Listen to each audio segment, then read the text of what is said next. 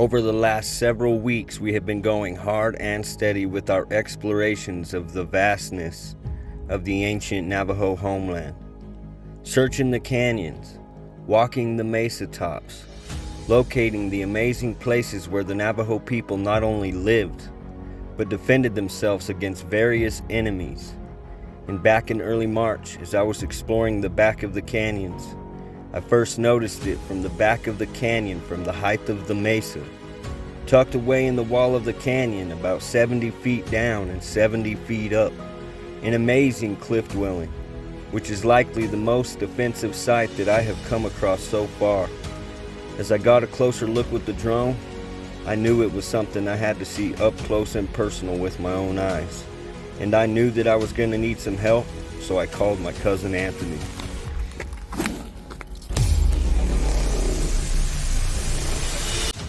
Ever since we were little kids, and ever since that I could remember, we were always doing crazy stuff together, him and I.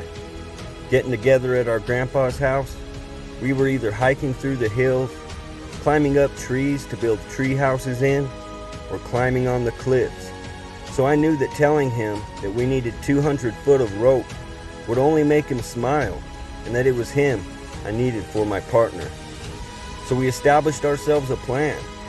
Not sure if it was something that we could accomplish, we would attach 200 foot of rope to a tree at the top of the mesa, hoping it would give us enough assistance to come up from the bottom. So we began to the very difficult climb down at the bottom from a different spot nearby. Underestimating the height of the first ledge, we made our attempt. Coming around this corner, we got to make our way down this ledge, and it appears we can get down through there. So that's what we're trying. Looking pretty good, right? So as you can see, we're continuing to make our way down. My cousin Anthony is just there. We're coming through crack and coming through stone and bushwhacking through trees. We're making our way down. So far we're about halfway to where we need to be. We got to continue down through here, down across this bottom, and where we're headed is just beyond this mesa here.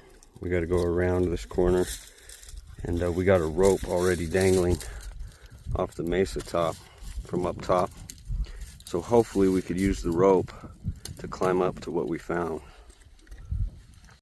So we just came down through here, and it's a little tricky, but it's definitely the only way. As you can see, it's pretty scarce on ways to come down on this here ledge. But it is a beautiful day. We made it. Made it down. So now we're just going through these rock gardens, these rock fields, making our way to where we need to be, where we have our rope dangling. So we made it down to where we have our rope dangling.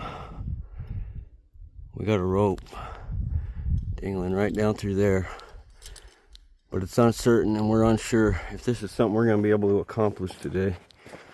So we'll go have a closer look.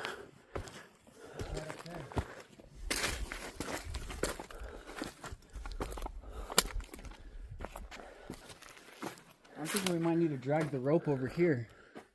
There's a ruin right there, look. See it? Right. Yeah, right okay. there. So just in the center of the screen there, you can see there's some ruins on that ledge. We didn't know those ones were there.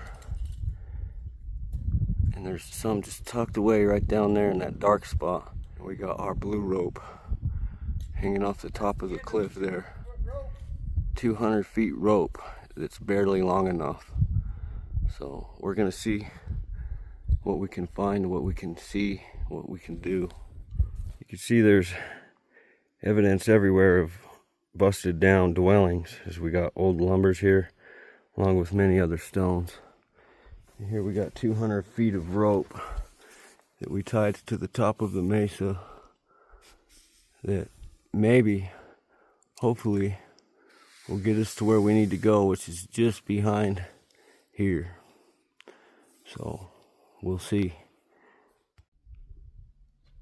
Here's our rope we tied 200 feet to a tree at the top of the mesa.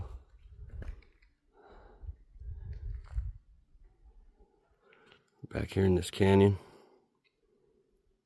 as you can see, we had to come up this 20-foot ledge here.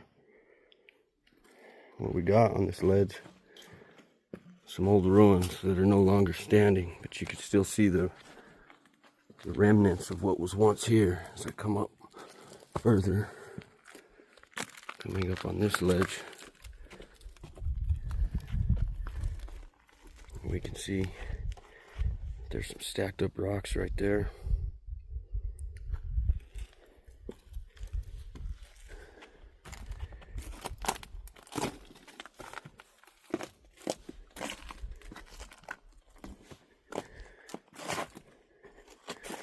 Turn around here, you can see we got this old remainder of what was once here. It's likely a ruin, a dwelling that came from here, maybe even to right there, and then likely to that cliff wall.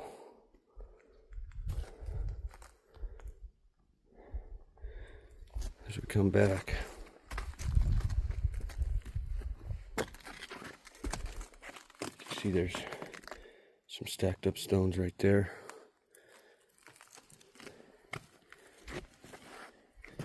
Coming around the corner, there was some here that have washed away.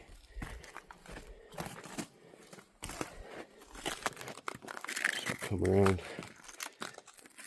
this little bit of an alcove here.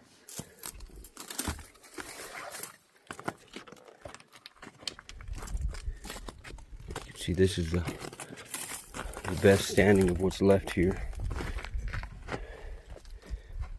You can see this here, the remainder of this wall,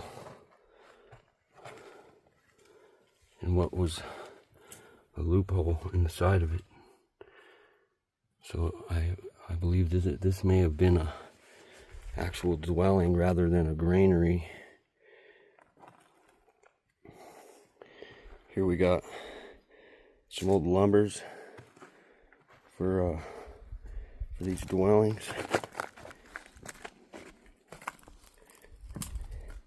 So we turn around, we can see there's some stacked up stones there. Right there, there's a wall underneath all this fallen. Of course, right here we have another one. Turning around, we have this one.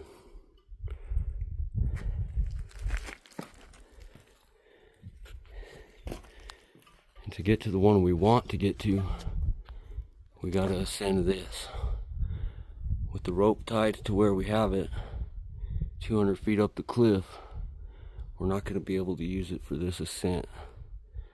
So we're gonna have to come back with more daylight as the shadows of the canyon walls are starting to get longer.